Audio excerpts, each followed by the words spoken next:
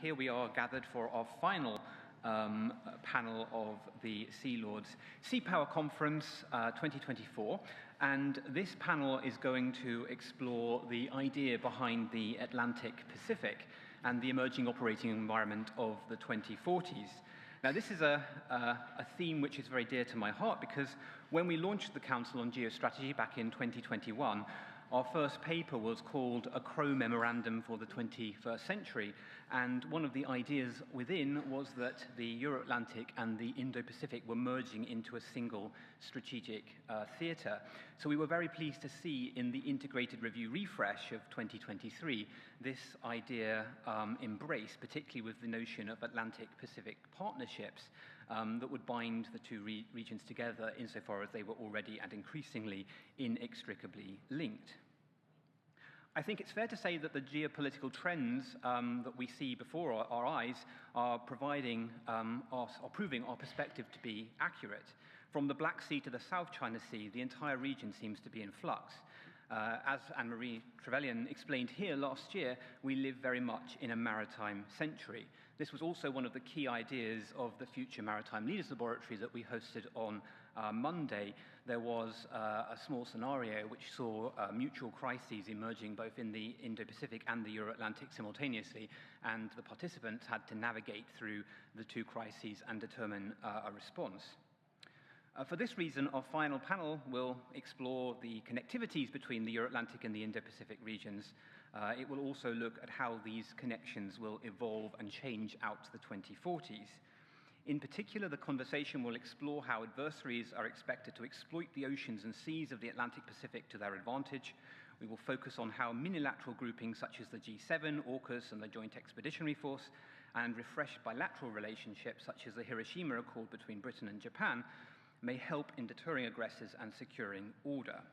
Finally, we will look at how Britain and its allies and partners should adapt their maritime postures across the broader Atlantic-Pacific region.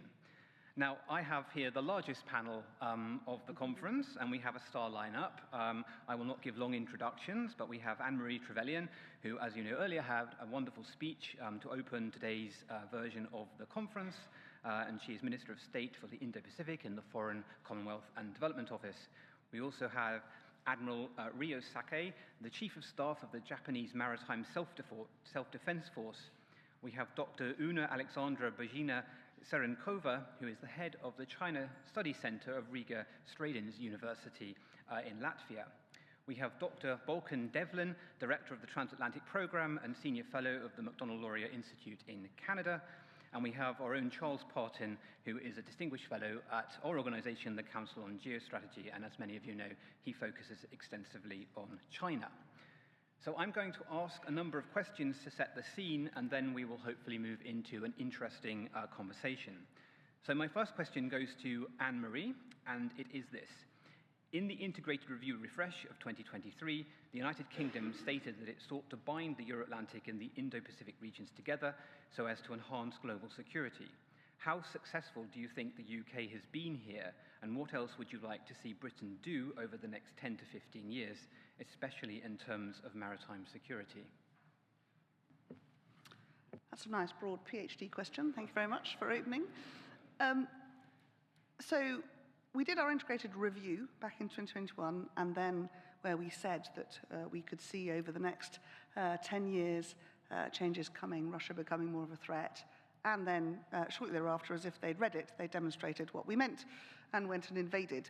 So that made us realize that whilst we thought the right picture, clearly the time frame that we were looking at wasn't the right one, and indeed those who were wishing to do harm to the rules-based order were minded to do so at a pace that we perhaps hadn't really envisaged. So the Integrated Review Refresh came into being last year, and that was really to try not to change our assessment of the threat picture, of the risks that we wanted to be able to tackle and get ahead of, but really to understand much more clearly and much more cross Whitehall and with our friends and allies how we needed to get ahead of these quickly. So I hope that we achieved that, and it's set out in much starker frameworks, really, what these threats are, the pace at which we need to be ahead of them, and a series of pillars that we needed to then really expand on to change how we do that. One, of course, was around maritime security, the question of the understanding the complexity of the maritime, and exactly this point, which is that water flows all the way around the globe between all our oceans, and you can break them up if you want into little groups, but that doesn't really work. And as Admiral Parkin set out in the 70, 80, 90, now is a 97, 98, 99 view of the world, the vast majority of people, rich and poor, live littorally.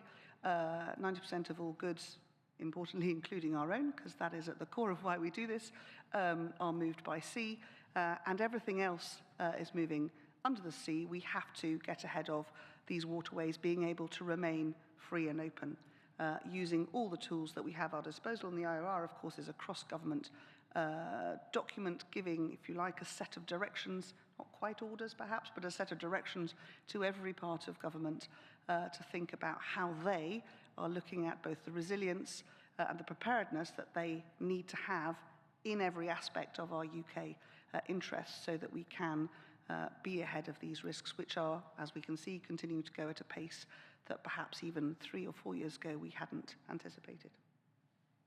Thank you.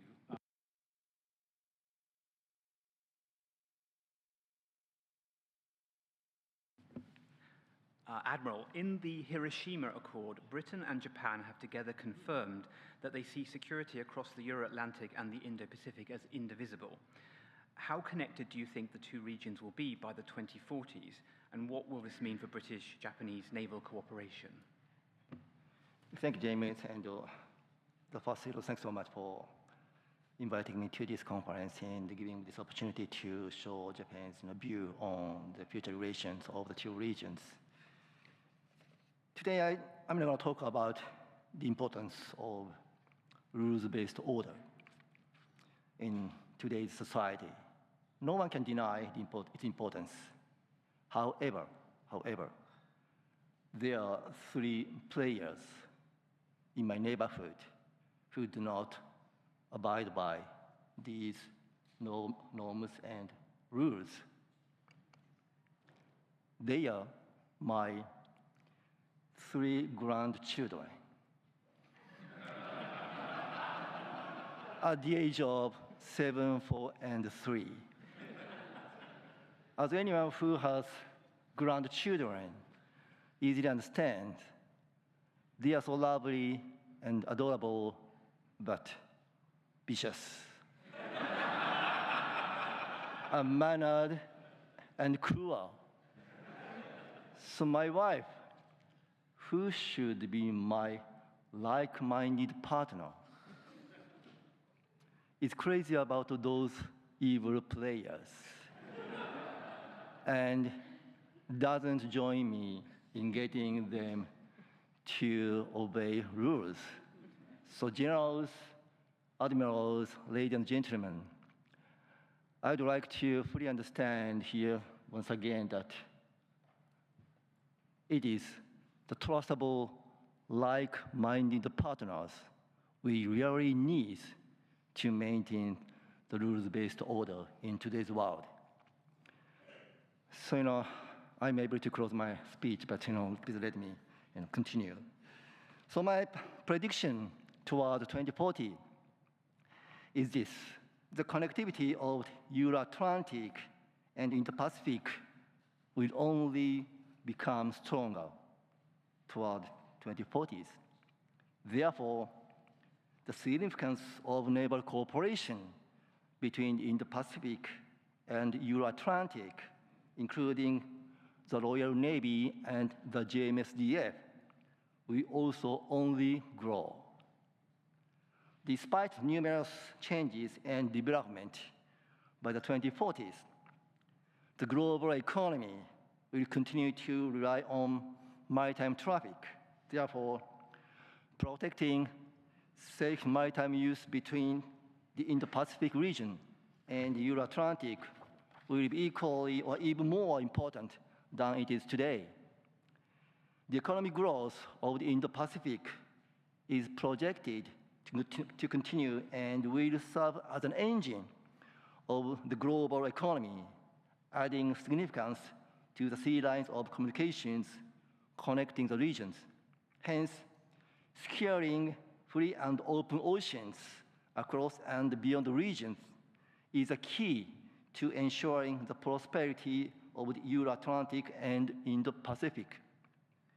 Taking a look at what major factors could disrupt the connectivity and prosperity, some states will continue to challenge the free and open international order based on the rule of law.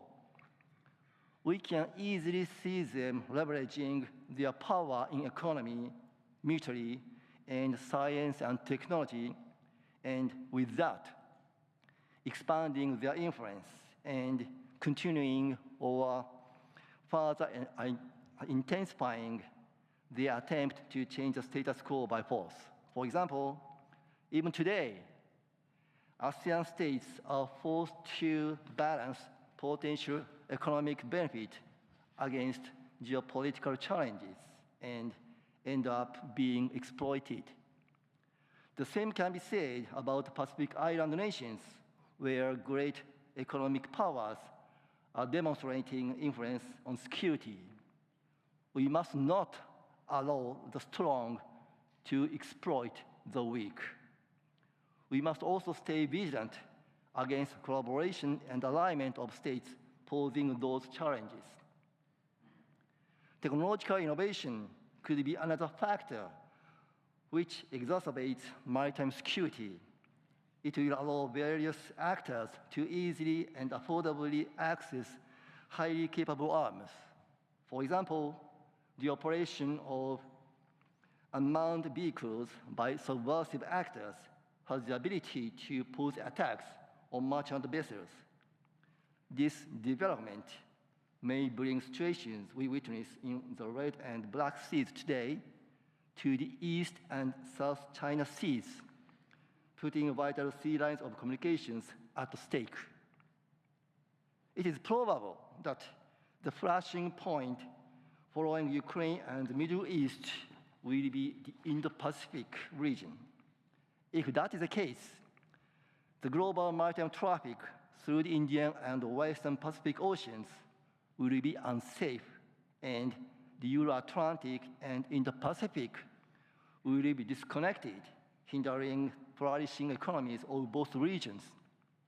It is clear that no country can face the challenges alone. There is no choice to remain indifferent. Therefore, to ensure that the values we share are protected across the oceans, partners seeking free and open maritime use need to be further boost cooperation.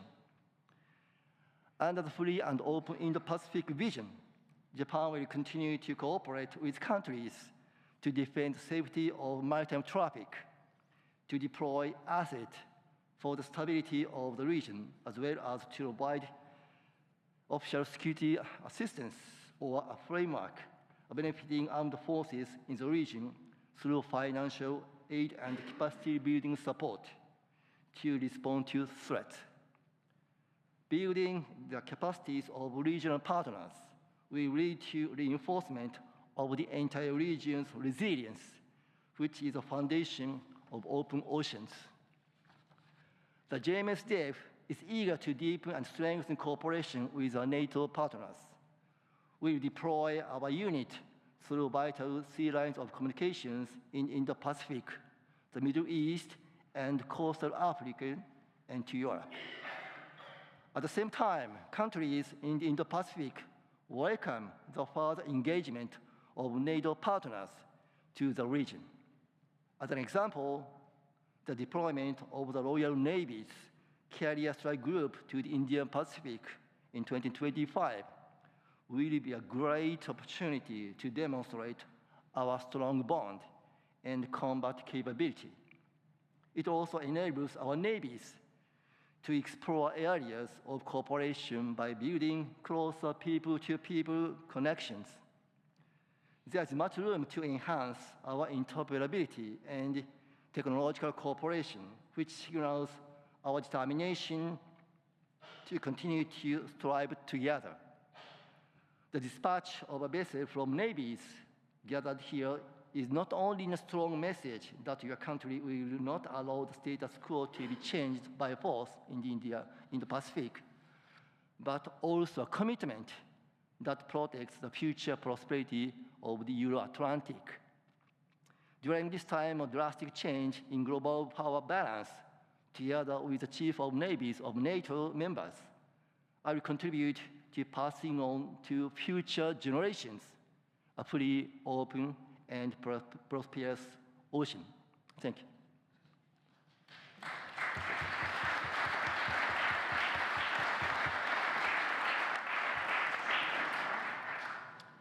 Thank you very much, Admiral, for that. And one of the things that really resonated there with your comments, I think, was that the strong must not be allowed to exploit the weak. And there, that chimes with some of the comments that we've heard previously this morning, but also yesterday. And I think it's clearly that it's down to free and open countries such as our own, particularly those with a strong maritime flavor or vocation, to ensure that the strong are not allowed to exploit the weak. Okay, this brings me to Una. I have a question for you. With Russia as a neighbor, it is logical for the Baltic states to be the most concerned with the threat to the east. But Baltic countries have often also been the most perceptive in relation to the challenge from China, not least since the flotilla of warships from the People's Liberation Army Navy showed up to exercise with their Russian counterparts near Kaliningrad in 2017. How do countries in Eastern and Central Europe see China, particularly since Russia's renewed lunge into Ukraine? And do they agree that China should be given greater attention through NATO as a systemic challenge? Thank you. I'm always, as a China scholar, I'm always excited when I'm invited to speak about the Baltics, where I'm from. So thank you for the opportunity and for the second day of great insights. So your question, actually, I think I'm going to go ahead and break it down into two. So the first is, how do the Baltics and maybe the wider Northeast, Eastern, Central Europe sees China? And the second would be, what about systemic challenge in NATO terms? Is this how we see this? So just recently we published a report with my colleagues from Poland and North Macedonia trying to realize just that. After Russia's full-scale invasion in Ukraine on February 24, 2022, what is the mood across these regions vis-a-vis China? And what we found is that there are two distinct groups. You would have, I have the text here, I have co-authors, so I cannot misquote, you understand. Sorry for reading a little bit from my screen. So in the Baltics, Czechia, and Poland, we often see Russia and China in conjunction. We criticize China's pro-Russian neutrality, or, we do not really buy calling upon China to help end the war. So we do not really believe that this is a policy that can work.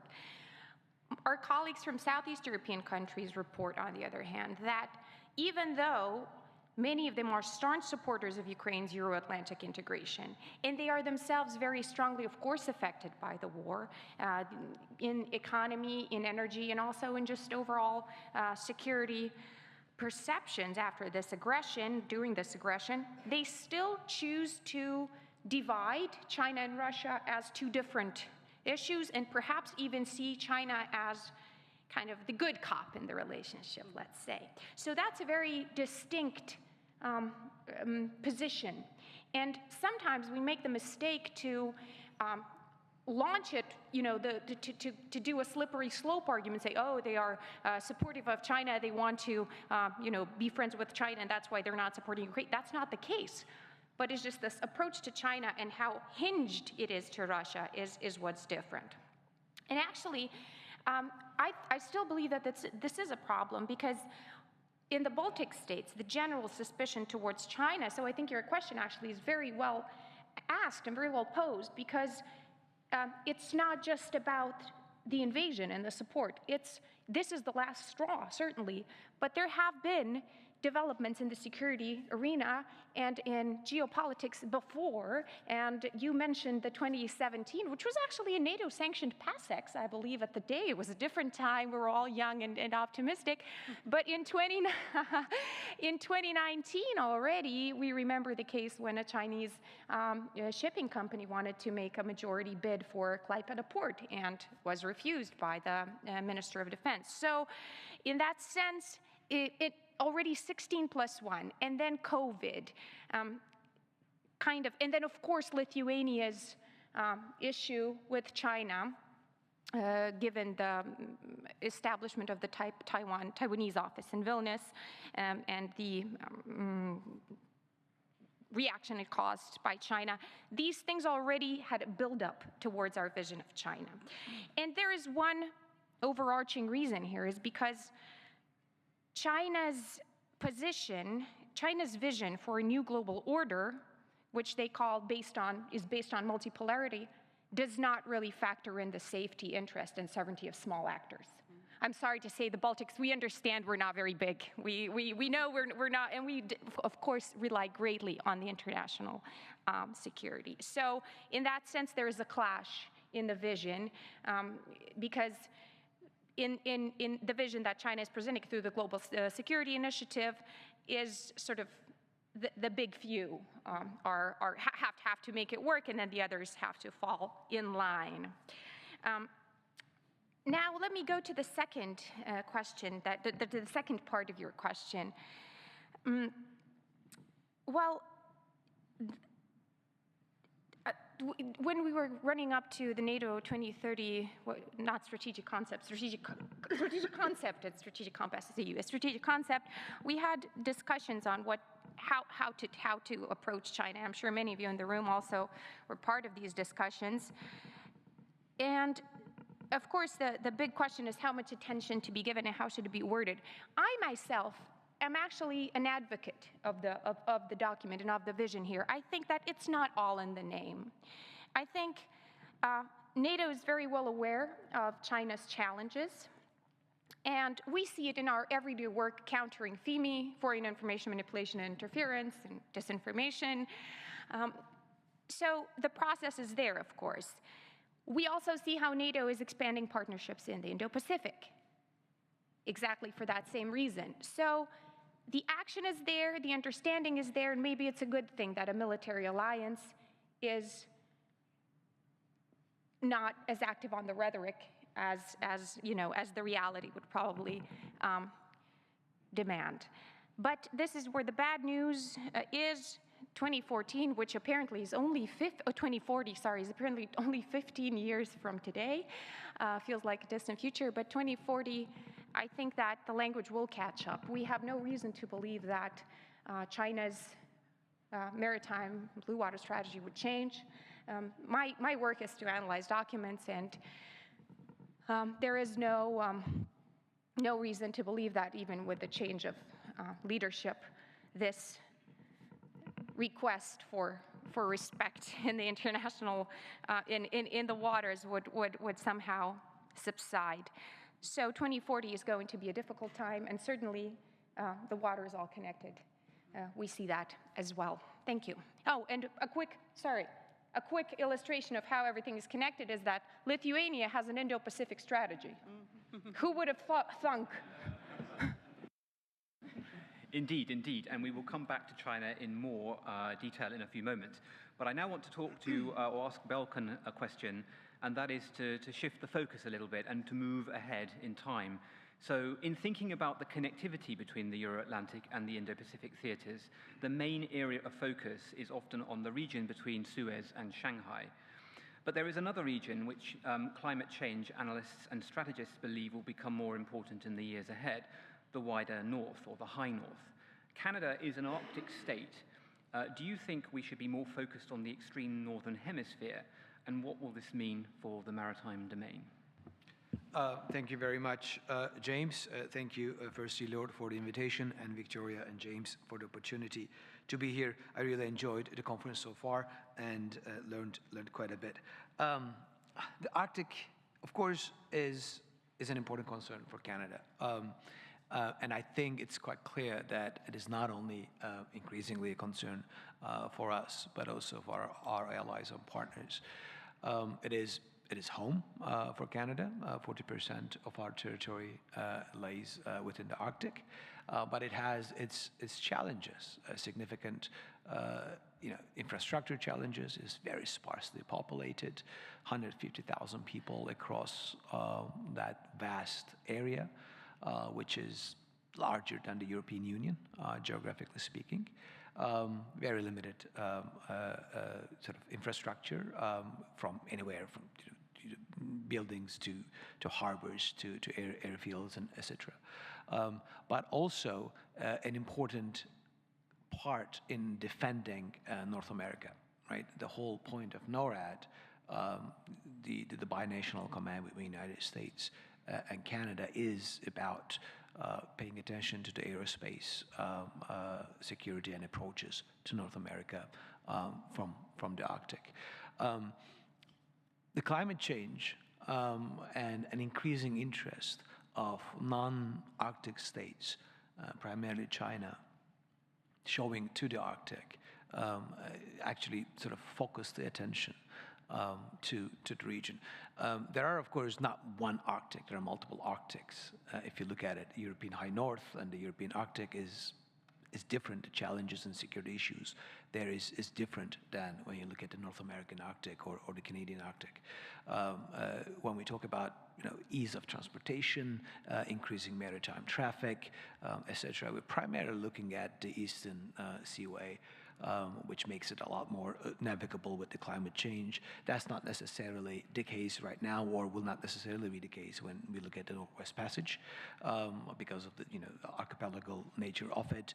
Apparently, climate change, which is about 4 times faster in the Canadian Arctic, is warming 4 times faster than the global average, makes the sea ice less stable, makes it much more treacherous to go through, as well as building any sort of infrastructure there, much more challenging and expensive. You can no longer count on things like, oh, we're going to sort of amortize this in 25 years. Suddenly, the permafrost changes and your infrastructure starts sinking in, and that's going to be super expensive. So when we look at it, the Arctic more broadly, there are different challenges, different security concerns, naturally. On the European High North, we have Sweden and Norway, having land borders with Russia. Russia's strategic forces being stationed there.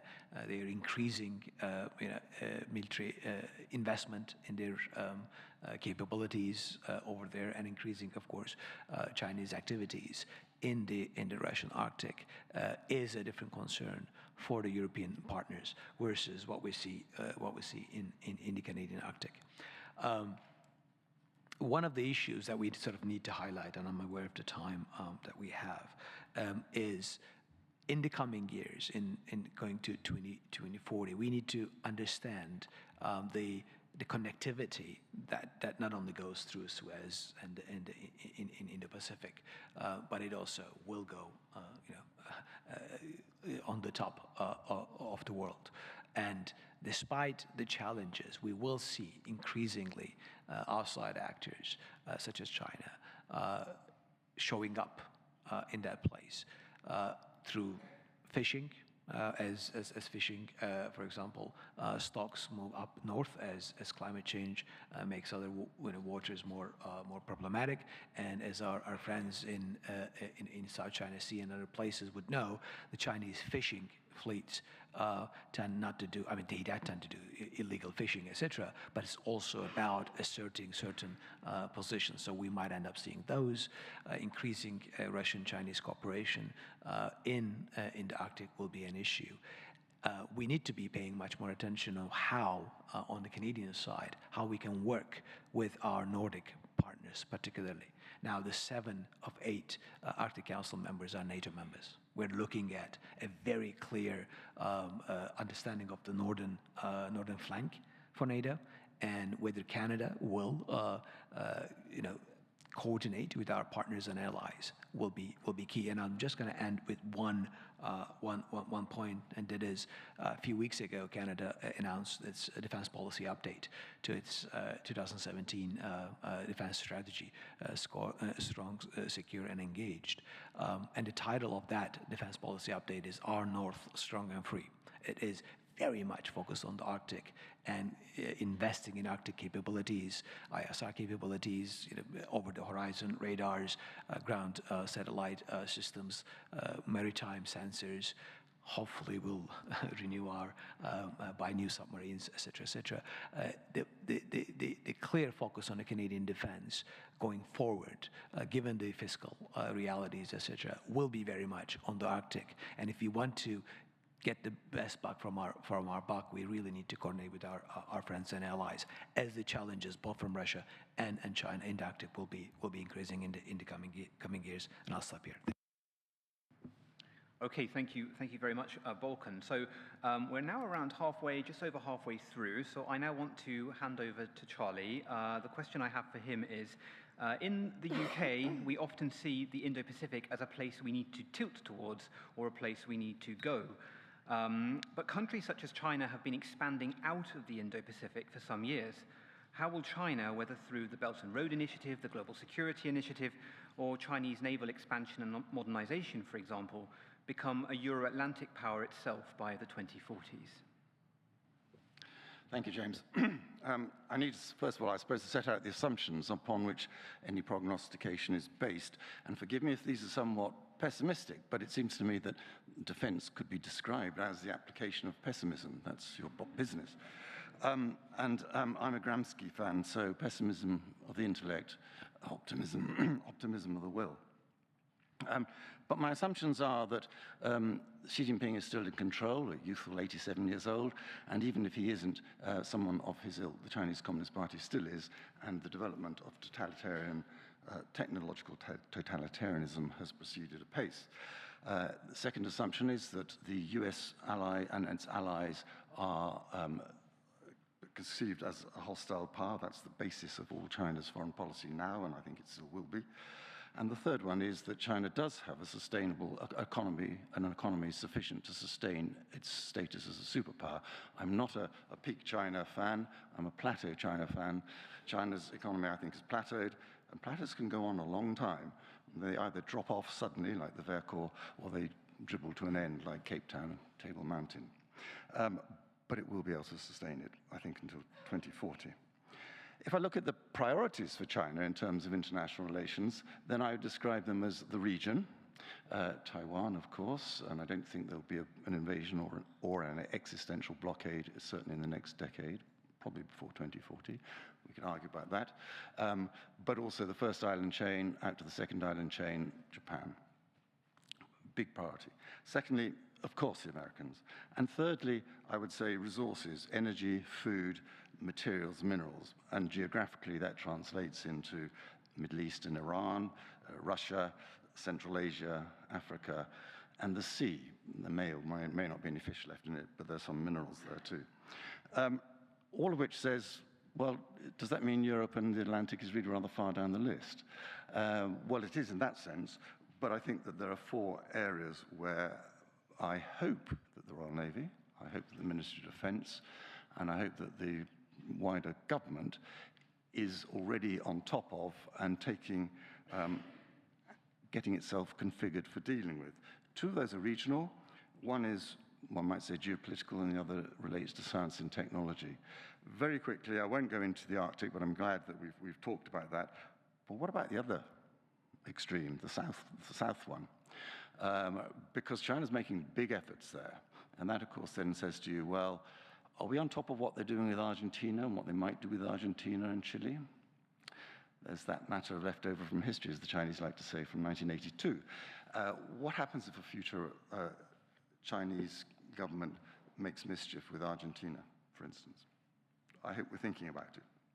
And then Russia. Again, okay, I won't talk about the Arctic and the assumptions that, other than to say that the assumption that Russia certainly doesn't want China having much of a say in the Arctic might change, because it might become a vassal state in one way or other to China, or they will upgrade their, what is it, comprehensive, I can never remember, but it's into their comprehensive strategic partnership for coordination in a new era. I mean, why don't they just call it an alliance? But China doesn't do alliances, except with North Korea. But Arctic aside, what about Ukraine? Because whoever wins in Ukraine, China's interests are what? Grain, iron ore, we hate being dependent on those bloody Australians, and reconstruction. And that means where ships go, where trade goes, warships go. So there's going to be a lot more activity in the Black Sea and the Mediterranean to get to the Black Sea. The geopolitical angle, very briefly, is Xi Jinping would love to split the Americans from the Europeans, and he would love to sow division within Europe. Of course, Brits have done that rather well over the last few years, but the point about that is that we have to get over that and unify. And then I want to come, if I may, James, I'm sorry if I'm taking a little bit too long, to the really big question of where they're coming into the Europe and Atlantic space, and that is in science, technology, data, and dependencies. And I think this is the biggest threat, and the Admiral spoke about this too. Is the MOD, is HMG, are you on top of what Chinese plans are for the collection of science and technology? These have been going on since the 50s, 5-year plans, annual plans, through means fair and foul. Are you on top of what's going on in terms of the buying and hiring of our brains, the startups that are coming out of our universities? Really interesting technologies, far too small, far too esoteric to hit the thresholds of the National Security Investment Act. And are you aware of, fully aware and doing things about the hiring of our brains, particularly in our universities, where the cooperation between our scientists and Chinese scientists is far from advantageous to us? And my favorite example from a European university where they were researching together the salinity of seawater, which is, of course, a fine environmental topic, except that the Chinese researchers were affiliated to one of the PLA Navy establishments. And this is probably the one audience where I don't need to point out that the salinity of seawater affects submarine detection and how torpedoes maneuver underwater. Not very clever. But we have our own examples here. Railguns, a professor or a guy who worked for Kinetec for many years, now helping the Chinese with the development of railguns, or Imperial College and their professor who's been working very hard to help a Chinese company which produces military unmanned water vessels. Now gone to Hong Kong, probably quite wisely in the light of the National Security Act. So those are areas where I think we're not really, I suspect, concentrating. And I just want to end with something that I've been working on because for several years now, because I think it's so well exemplifies the problem. And that's the cellular IoT modules. And I look around and I say, I wonder how many people know what I'm talking about, because when I talk to government, most don't. And if I say, who in this audience knows Huawei or Hikvision, every hand will go up. If I say, who knows Quectel and Fibercom and Meiji, they won't. And yet those companies are a bigger threat than Huawei and Hikvision. Why? Because these cellular modules are in everything. They are the gateway to computers. I won't go into great detail. There will, on industry estimates, be about 31 billion by 2025 throughout our homes, our businesses, our cars, our logistics, our manufacturing, our military. And China is aggressively pursuing a strategy of knocking out Western companies so that it gains a monopoly for its own companies. Move forward to a dystopian world where it's achieved that aim, and three threats hit us. One, the ability to disrupt and turn off. Two, dependencies. We don't like you sailing your ships through the South China Sea, and you might want to think about that if you want your supply of cellular modules to be maintained. And thirdly, massive amounts of data that can be shipped through these, because these devices, buried way down in systems and subsystems, are basically the gateways to so many of the computer systems.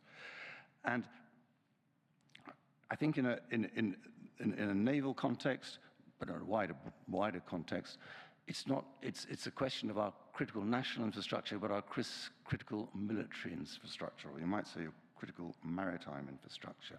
Think about that disruption, degradation, turning off ability, which is what happened in Ukraine when the Russians stole a whole load of agricultural machinery. John Deere turned it off. They got a whole load of lumps. But it doesn't have to be the operator of the machines. It could be the cellular module provider. So your trucks, you know, I'm hoping that your missiles and your fire control systems and your sensitive equipment do not have these devices in. But they're not much use if you can't get the supplies to your ships because your trucks have been turned off. Or you can't do your maintenance schedules because that goes through these cellular modules, or whatever form of logistics it is. And finally, if I may, if, Admiral, you plug your iPhone into a Chinese car, should you be driving one, or need a system with a Chinese cellular module, much of that data is vulnerable. Okay, it's enciphered, quantum's coming down the line, and maybe you, or the Prime Minister, is actually worth putting some supercomputer time into. If it's a BYD car, of course, that's not a problem. That data goes to BYD and it goes to China, including facial recognition or all the number plates on your bases, whatever. So I think there's a lot of challenge there. And so if I come back, I would say I'm not so worried about Chinese ships looming over the horizon in the Atlantic and in the European space. I'm far more worried about the ability to get your ships looming over any horizon. Okay, thank you very much, Charlie. That's a very kind of gloomy picture, but it just reinforces the need for free and open countries, whether they are in the Euro-Atlantic or the Indo-Pacific or anywhere else, to do more together to ensure that authoritarians, wherever they may be, whether they are in Moscow or in Beijing, do not ultimately prevail, that they do not impose their order on the world that we have played a key role in creating, particularly at sea. So I have so many more questions I'd like to ask the panel, but I'm aware of time, and it's time to open up to the audience.